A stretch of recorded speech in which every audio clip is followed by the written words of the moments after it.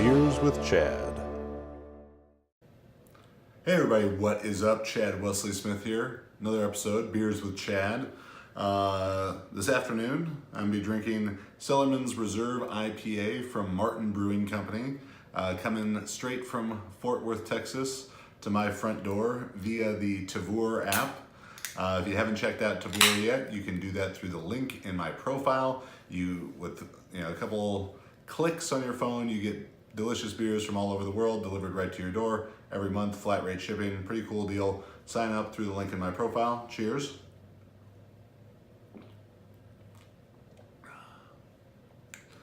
That's good, and from one of my favorite places, Fort Worth. My best friend is from a little bit outside of Dallas, spent a lot of time in the DFW area, stockyards, all that stuff. A lot of fun to be had there, a little bit of trouble as well.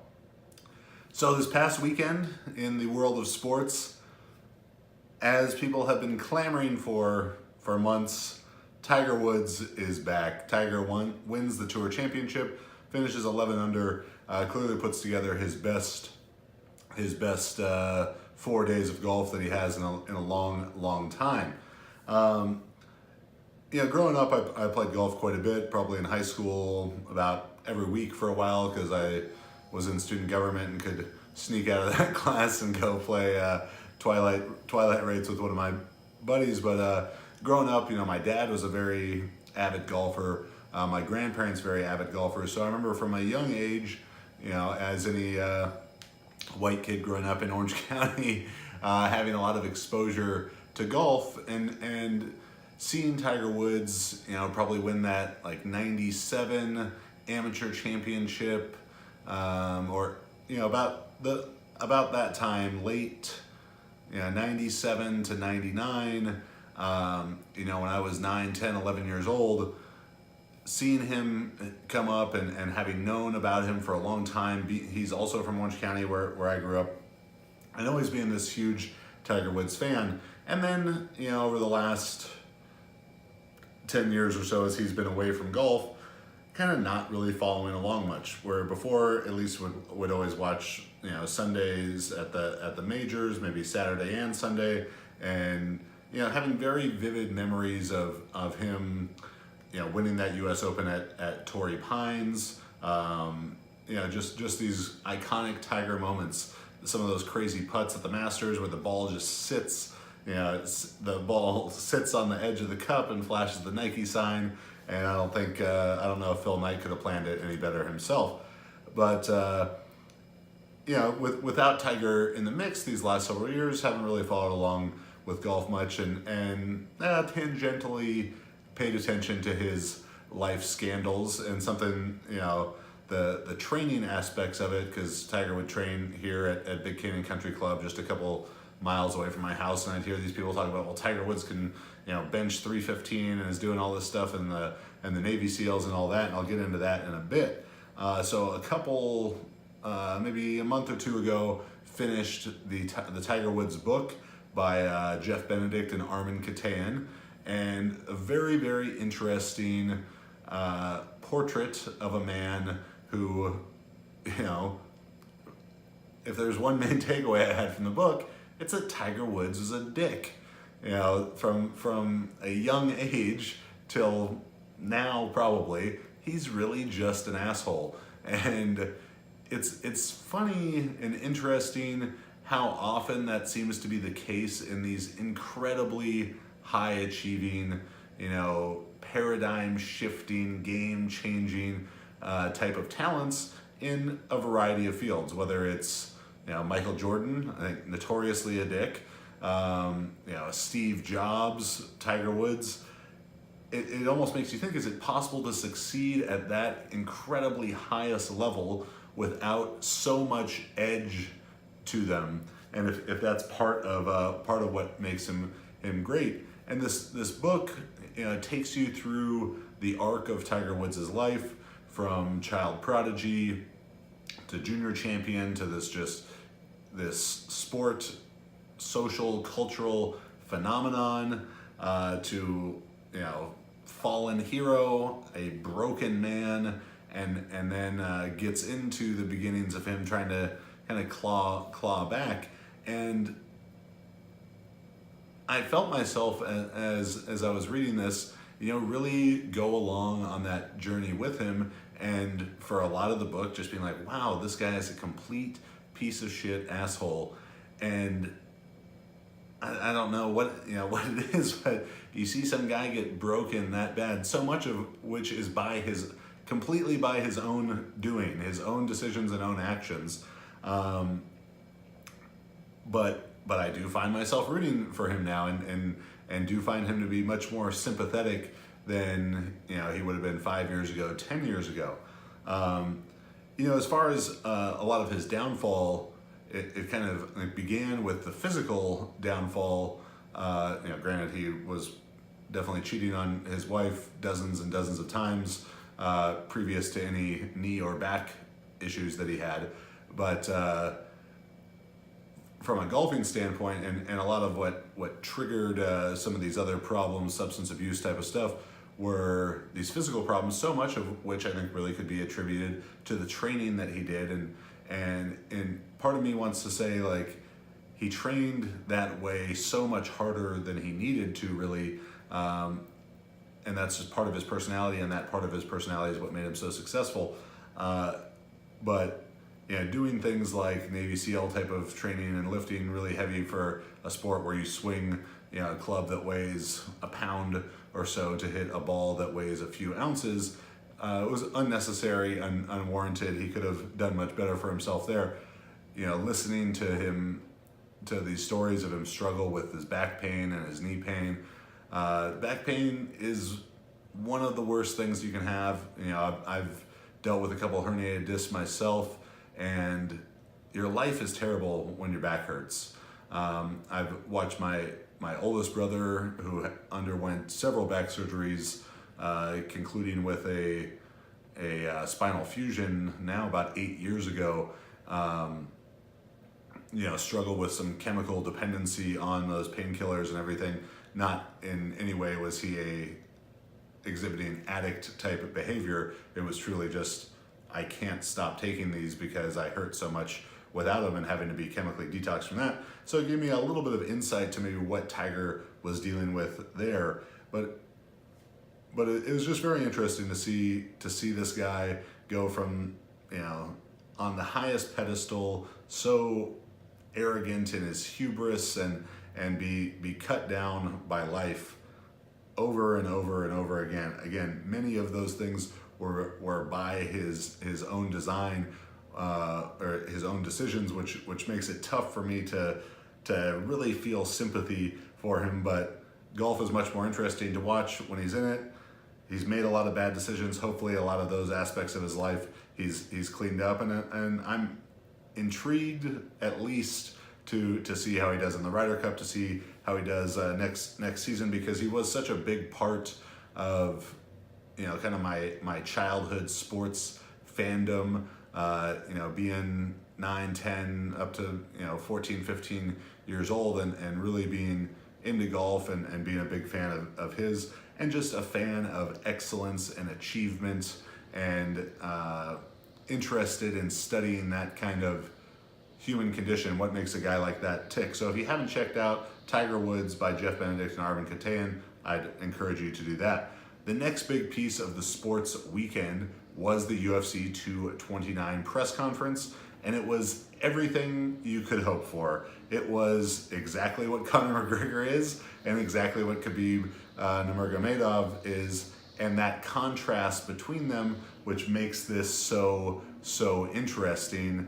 That they are so starkly contrasted in fighting style, from this incredible wrestler to the incredible striker in McGregor, and in their personalities.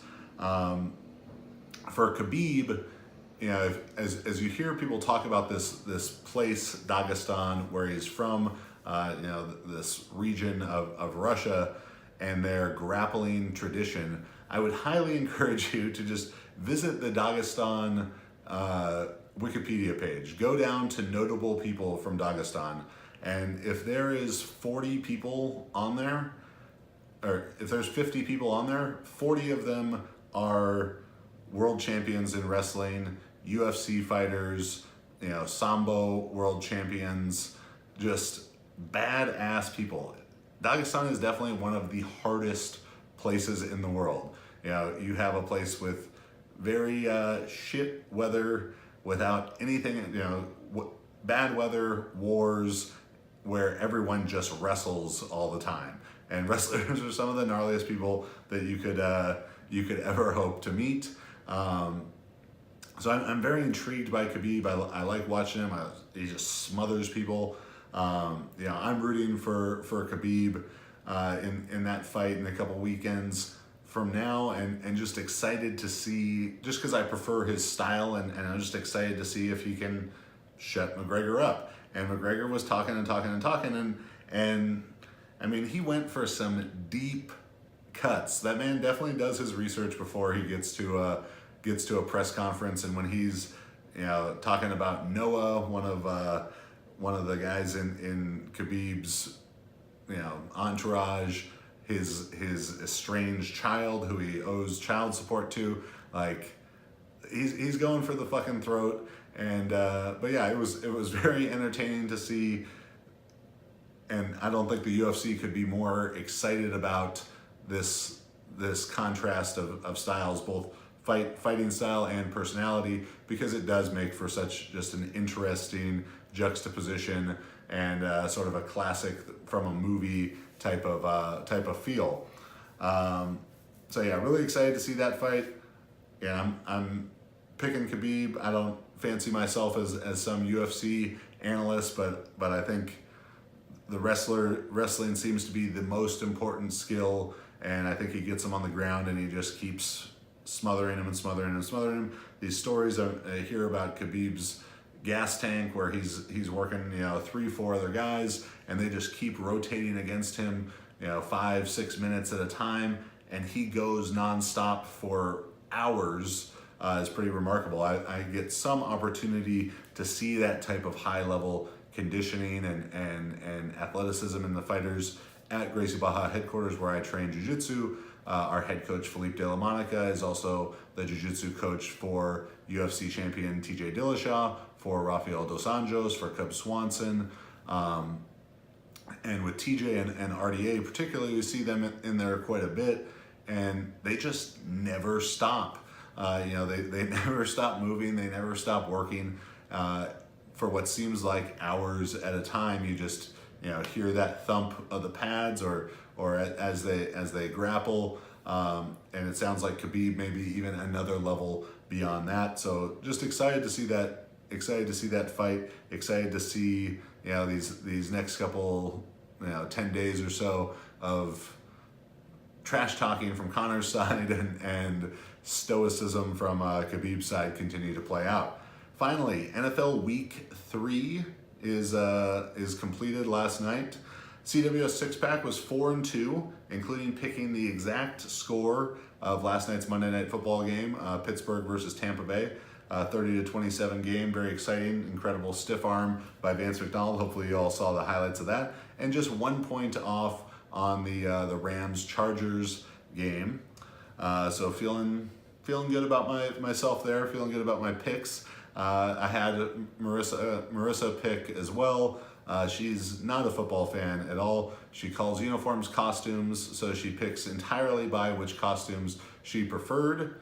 And she also went 4-2 for the weekend. So, you can read stuff and research stuff, but you still can't pick better than your girlfriend who just picks on which uniform she likes better. But congrats to the Browns getting their first win in a long time.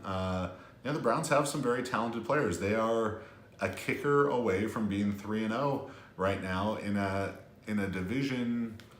Yeah, the Ravens have shown some good stuff. The Bengals have shown some good stuff. You think the Steelers are going to be good because they have good players, but they just got their first win last night. There's a lot of football left to be played, and I think the Browns can do some good things. Baker Mayfield, looked about as good as you could in his first real playing time. We'll see his first start this week. As with any rookie quarterback, as they get some film on him and all that, it's going to be a bit tougher. But you can only judge him by what he's done so far, and what he did so far was fantastic. What wasn't fantastic was Jimmy Garoppolo. In what had the beginnings of an incredible play, this great escape and run, he got to the end of it and decided that he was a tough guy, and rather than running out of bounds, turned up the field, to try and take on a defender and get, I don't know, maybe an extra yard, maybe an extra foot, and tears his ACL out for the year. Very, very bad look for him. You got to run out of bounds so you can run out of bounds another day. But the main takeaway from NFL Week 3 is, who is good? Is there anyone that is good besides the Rams and the Chiefs? The Vikings, who are incredibly talented on both sides of the ball, go in as one of the biggest favorites you really see in an NFL game. A 17-point favorite over the hapless Bills. Josh Allen starting his first game. They had a player retire at the halftime of the previous game. They couldn't have been in a worse decision. They beat the Vikings by 20 points. That discrepancy, a 17-point dog winning by 20, so a 37-point swing, is the largest ever by an underdog. It is the most, the most someone's been an underdog, and then the most that underdog has won by ever. Let that sink in. Ever. It was never close, and Josh Allen looked, fantastic running the ball, and it really just had to be a thing of everyone on the Bills is an NFL player too. They were all the best guys on their college team and the best guys on their high school team, and they're full of pride, and they're talented, and the gap in talent between the most talented NFL players and the least talented isn't that wide. They're all in the top 1% or 0.5% of football players in the world, and the Bills had to just come in feeling pissed off from being disrespected, and took it out on the Vikings. Whether the Vikings overlooked them or not, hard to say, but congrats to the Bills, congrats to Josh Allen. I don't think the Vikings are nearly as bad as what they showed, nor do I think the Bills are going to continue that great of a run, but hey, maybe something just sparked inside them. They were a playoff team last year. They've got some talented players, but we'll see. The Patriots, first back-to-back losses since 2015. So, I'm in an Eliminator pool. The Vikings were one of the picks this week, and the other pick, the Patriots. I remember when, talking, me and two of my buddies, we bought 5 teams together at the start of it. So we're talking every week about who our picks are, and I remember saying, I can't imagine the Patriots losing 2 weeks in a row, nor could I imagine them losing to the Lions ever. But then they lost to the Lions, and it was their second loss in a row. So our eliminator pool is done. We've been just getting murdered all year. I mean, it was a league that started out with like 500 teams, and I think there's maybe 5 left. A couple people who picked the Chiefs last weekend are still in, and that's about it. But everyone got killed, week 1 on the Saints and the Steelers, and then this past week on the Vikings and the Patriots, games that seemed like mortal locks, but they weren't.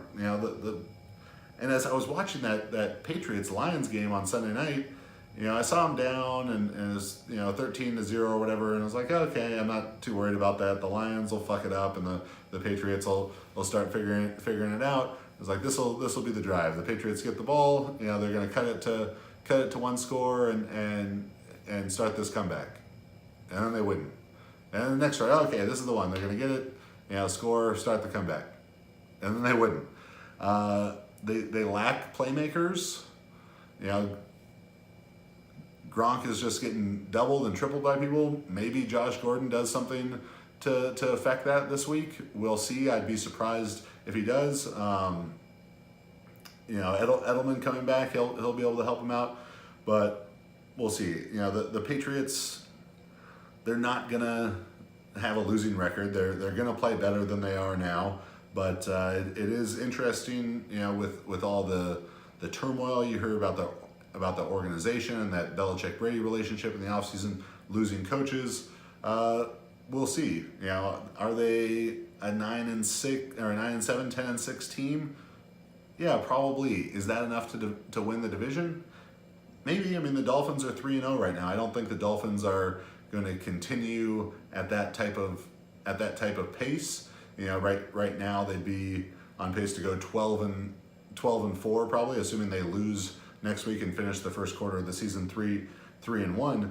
But this week's game, Patriots and Dolphins play each other, and that's about as close to a must-win game as you could have for the Patriots, as far as a game that's happening in September, the last day of September. So, as you look across NFL standings right now, you see a lot of 2-1 teams that aren't that talented.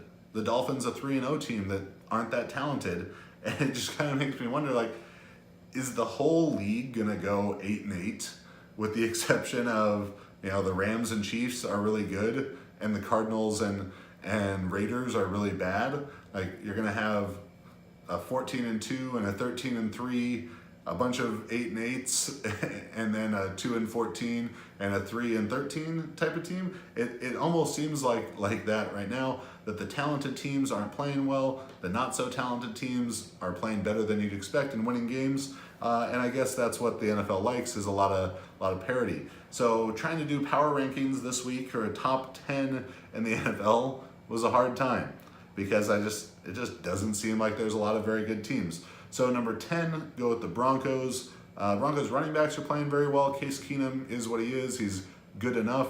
And they have a very talented defense. Excellent pass rushers paired with good corners. That's always going to make a team tough to beat. Number 9, the Panthers.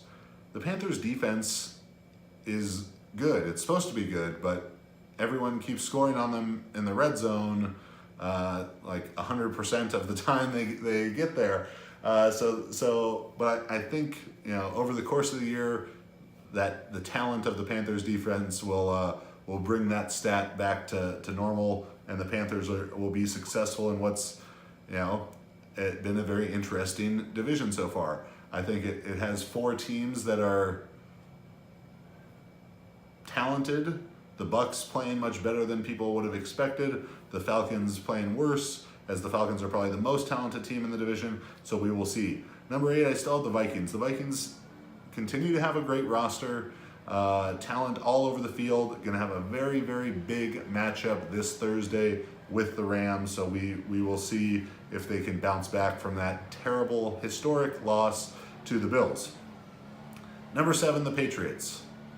Lost 2 games in a row for the first time since 2015. Do you want to pick against the Patriots? Do you want to pick the Dolphins to win the AFC East? I don't think you do. There's just not a lot of good options of teams to put up here. Number 6, the Eagles. Fantastic roster, defending champs. Carson Wentz, first game back. I think he'll continue to improve. The Eagles are too talented to play the way they have been. So Eagles at number 6. Number 5, the Jaguars. Love the defense. Bortles does enough. This sloppy, ugly game. They lost to the Titans, who somehow just keep winning games. They beat the Texans, who, yes, I picked the Texans to go to the Super Bowl. I'm looking like a complete fucking idiot in that regard. They're 0-3. They have good players that just aren't playing well. Bill O'Brien, I don't think he's going to last the season. But Jaguars are my number 5 team. Dolphins, number 4. They're 3-0. They haven't played any good team, but they are 3-0, so I'm going to give them credit for that. As I mentioned last week, talking about them, they seem to go for team culture above talent, getting rid of some players who maybe were not good locker room guys for them, like Sue, Jarvis Landry, and at least 3 games into the 2018 season, it's paying dividends. Number 3, no one. No team gets to be number 3, because there's just a massive gap between the top 2 and everyone else right now. So number 3 is no one. Number 2, the Chiefs. Mahomes keeps rolling. Their offense is incredible. It's so fun to watch. But the same concern I had last week, very bad pass defense, letting teams back into games continues. But until they get beat, they're definitely number 2. And far and away, right now, the best team in the NFL, the Los Angeles Rams. My pick for the Super Bowl at the beginning, to win the Super Bowl at the beginning of the year, are living up to expectations all around. The offense is creative. Goff is making, great plays look very routine, just distributing the ball to all the talent around him. Todd Gurley, incredible. Now, if there is a concern for the Rams, it's that last week they lost both corners, both star acquisitions. Aqib Talib, Marcus Peters going to be out for 3-4 weeks in Peters' case, and probably 4 to 5 weeks with a high ankle sprain for Talib. That's going to be tough. It's going to be very, very tough this Thursday as they take on a Vikings team who's going to be pissed off, who's got 2 great receivers, which the Rams could use those 2 great corners to cover. They still have Sam Shields, very talented player. Sue and Aaron Donald, if they can get after Kirk Cousins, that'll be great. But if, looking at this Thursday's game, if there is a game I see the Rams losing, I could see the Vikings beating the Rams, with the Rams missing those 2 corners and the Vikings having to come out and having something to prove off of last week's just atrocious performance. But long-term, love the Rams, still my Super Bowl pick. How could they not be? They've got to be becoming pretty much everyone's Super Bowl pick pretty soon, the way that they're playing. So that's another episode, Beers with Chad. Cellarman's Reserve from the Martin House Brewing Company in Fort Worth, Texas. Got that courtesy of Tabor. Check out the link in my profile. Get beers, delicious beers from all over the country, all over the world, delivered right to your door. Very nice service. May cause you to drink too much beer, but there's worse problems in the world. So thanks for watching. Cheers. See you next week.